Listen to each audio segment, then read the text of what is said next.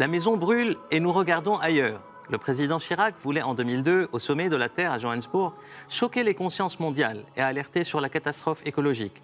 Publication inspirée au hasard du calendrier en cette rentrée 2018, marquée par la démission fracassante de Nicolas Hulot, le théologien orthodoxe français Jean-Claude Larcher, que je reçois aujourd'hui, vient de publier aux éditions des Syrtes 2 ouvrages de référence, Les fondements spirituels de la crise écologique et Les animaux dans la spiritualité orthodoxe.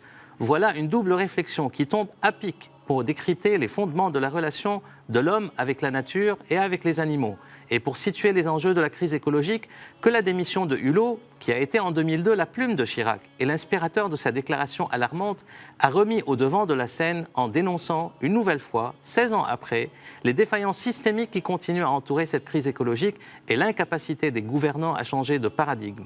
Après le journal de l'orthodoxie, l'entretien avec M. Larcher sera suivi d'une vidéo portant sur Amphiloque, Macris de Patmos, qui vient d'être canonisé le 29 août par le patriarcat œcuménique. Né en 1889, endormi dans le Seigneur le 16 avril 1970, saint Amphilochios était moine puis higoumène du monastère de Saint Jean le théologien sur l'île de Patmos, où Saint Jean l'évangéliste reçut la révélation de Dieu qu'il a transcrite dans le livre de l'Apocalypse. Moine infatigable, fondateur de monastères de femmes et d'un orphelinat, il fut un tel exemple d'ascèse, de joie spirituelle communicante et de don de soi au service des autres que sa sainteté et sa paternité spirituelle étaient reconnues de son vivant.